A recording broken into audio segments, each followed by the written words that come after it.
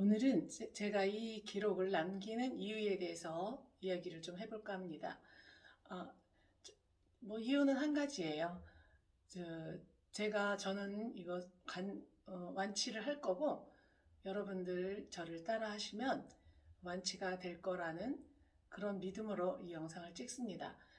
그래서 저와 같은 병을 앓고 계신 환우분들, 그리고 어떻게 도와야 할지 힘들어 하시는 가족분들이 이 영상을 보시고 도움이 되셨으면 하는 그런 생각에서 이 영상을 찍습니다. 저는 2016년 10월에 유방암 사기 진단을 받았어요. 그래서 뭐 병원에 가니까 뭐 MRI 같은 것도 뭐 몇 달씩 기다려서 찍는 게 아니라 지금 당장 찍으라고 그렇게 할 정도로 좀 위급한 상황이었습니다. 그런데 이제 처음에는 사기니까 여러 군데 있고 크고 하니까 수술을 못 하거든요. 그래서 항암을 먼저 하고 항암하고 난 다음에 이제 2017년 5월에 암을 작게 만들어서 이제 수술을 했습니다. 그리고 방사선 치료를 하고 표적 치료까지 하고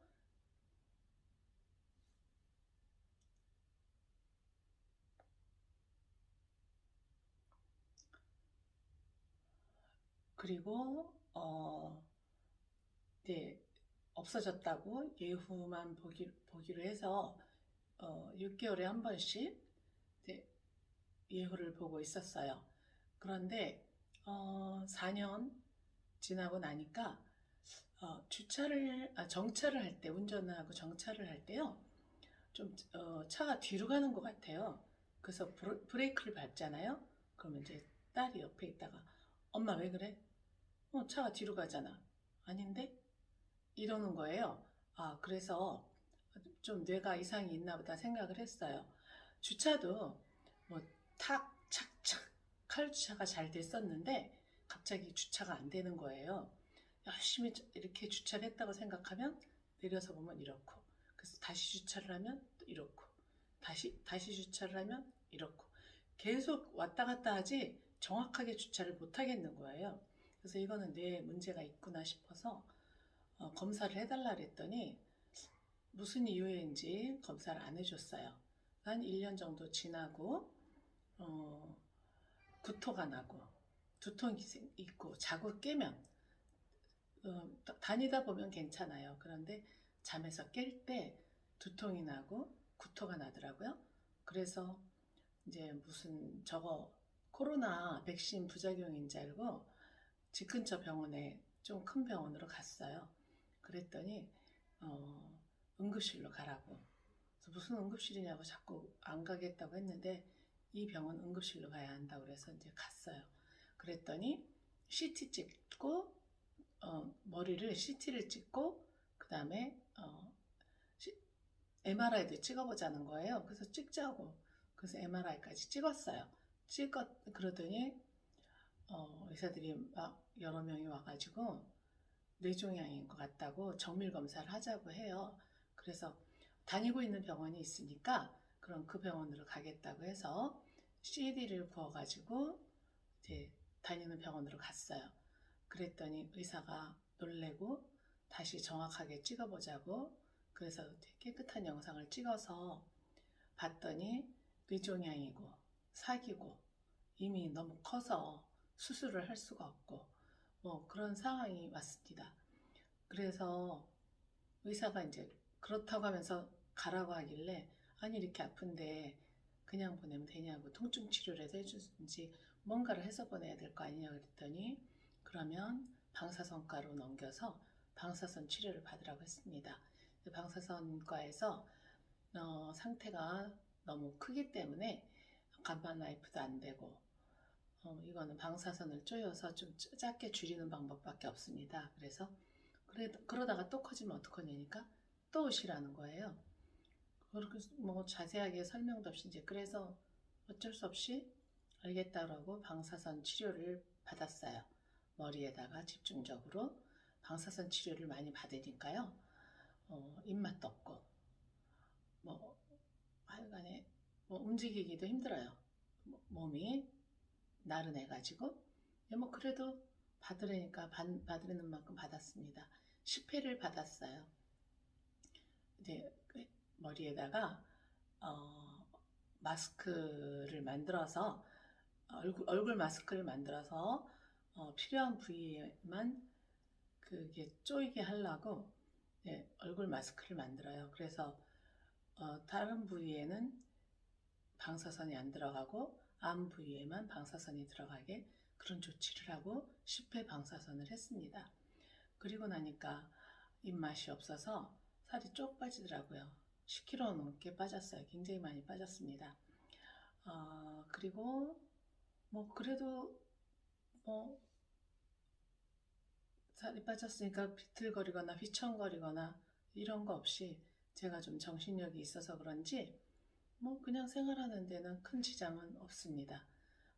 많은 사람들이 아프지 않냐 뭐 물어보는데 아파요. 왜 안 아프겠습니까? 아픕니다. 피부가 온 피부가 다 아프고요. 뭐 손톱 발톱 힘을 못 쓰고요. 뭐 지금 뭐라 해야 되지? 한 겹 한 겹 이렇게 세로줄이 나 있는데요. 그 세로줄로 한 겹씩 이렇게 일어나요. 지금도 그래요. 계속 그래요.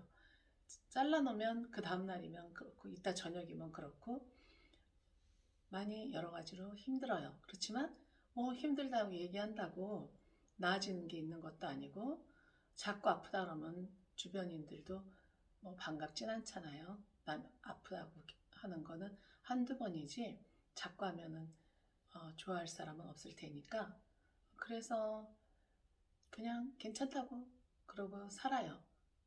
그러고 나 자신도 괜찮다고 마인드 컨트롤을 하죠. 그러고 살아요. 괜찮아요. 그리고 이제 보시면 감마 나이프도 또 이제 재발해갖고 감마 나이프도 했고 그래요. 그리고 몸도 머리가 이렇게 있으니까 몸도 이상이 없을 리가 없다 하고 다시 몸도 정밀 검사를 했더니 역시 림프를 따라서 심장, 위 뭐 이런 쪽으로 다 암이 다라락 있는 거예요. 그래서 그 치료는 지금도 하고 있습니다. 지금까지 26차까지 했고요. 3주에 한 번씩 다음 주에 27차를 합니다. 이거는 언제까지 하냐 그러니까 끝까지 한대요. 끝까지 항암을 할지 내가 암을 이겨낼지 이게 관건입니다. 그래서 지금까지는 의사가 잘 먹어라 뭐든지 먹어라 뭐 이렇게 해서 왜냐하면 체력이 있어야 항암을 하니까 그래서 잘 먹어라 했는데 지금부터는 잘 먹어라 물론 잘 먹습니다. 잘 먹는데 가려서 먹으려고 해요. 그리고 즐겁게 이렇게 지금처럼 여행도 다니고 여기는 거제도의 하나 벨버디아 하나 리조트예요. 자주 요새 여행을 자주 다닙니다. 공기 좋은 데를 찾아서 가는 것도 있고 즐거움을 찾아서 가는 것도 있고 뭐 휴식도 되고 집에서도 뭐 조용하니까 휴식은 되지만 그래도 또 이런 데 와서 조용히 지내면 또 휴식이 되잖아요. 그렇게 휴식도 하고 음식도 가려 먹고 그렇게 해서 완치를 시켜보려고 합니다. 단식도 할 거예요. 뭐 단식을 하면 또 여러 가지 염증도 좋아진다고 하니까 모든 것은 염증에서 모든 병은 시작이 되잖아요. 그래서 단식도 할 겁니다. 그래서 이 영상을 자료로 남겨서 여러분께 도움이 되라고 만약에 그렇게 했는데도 내가 못 이겨냈다. 그러면 저렇게도 못 이기는구나. 저렇게 할 필요가 없구나. 라고 생각을 하시면 되겠고요. 제가 잘 이겨냈다는 영상이 나가면 여러분도 저를 따라 하시면 이겨내실 수 있을 거예요. 저는 반드시 이길 겁니다.